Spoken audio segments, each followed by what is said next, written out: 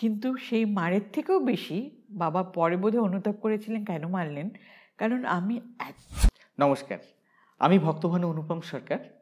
আপনারা জানেন যে আপনাদের অনুপ্রেরণায় এবং শ্রদ্ধেয় অভিনেতা ভানু বন্দ্যোপাধ্যায়ের পরিবারের অনুপ্রেরণায় ওনার কণ্ঠস্বর অনুকরণ করে আপনাদেরকে দীর্ঘদিন ধরে কৌতুক নকশা শুনিয়ে আসছি।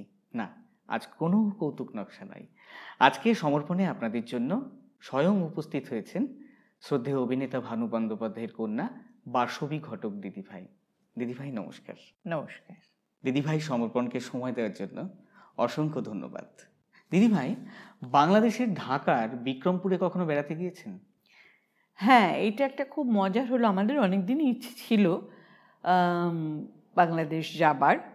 আমি আর আমার দাদা গেছিলাম এবং আমরা বাবার নার্সারি স্কুল, তার পরবর্তী যে স্কুল, বাবার কলেজ, বাবার ইউনিভার্সিটি, বাবার জন্মস্থান, বাড়ি, আমরা সবের উপর একটা ডকুমেন্টারি মতন করে নিয়ে এসছি। আমাদের খুব ইচ্ছে ছিল বাবার শতবর্ষে সেটা দেখানোর এবং একটা বড় করে কোনো অনুষ্ঠান করার, কিন্তু তখন ঘোর কোভিড চলছে, সুতরাং 2020 আর কি, 2020-তে, সেজন্য সেটা তেমনভাবে দেখানো সম্ভব হয়নি।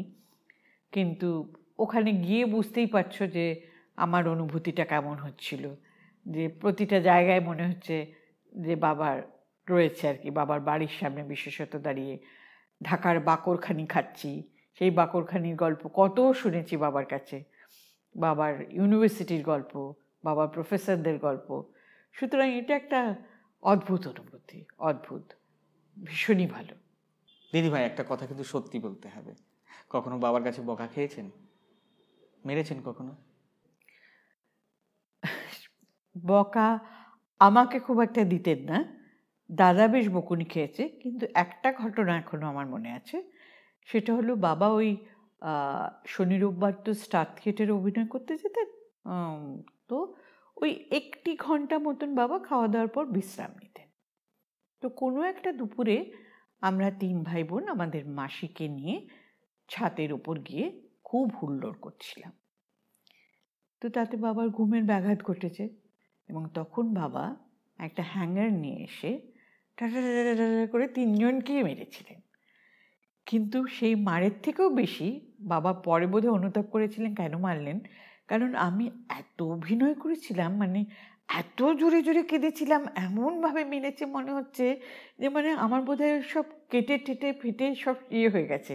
মানে ওই যে বাবা আমাকে মারছেন, এটা তো কোনোদিন আগে হয়নি, তাই জন্য এত সিন ক্রিয়েট করেছিলাম যে বাবা বেচারা ভীষণ বিচলিত হয়ে পড়েছিলেন এবং খুব আফসোস করেছিলেন যে কেন মারলাম।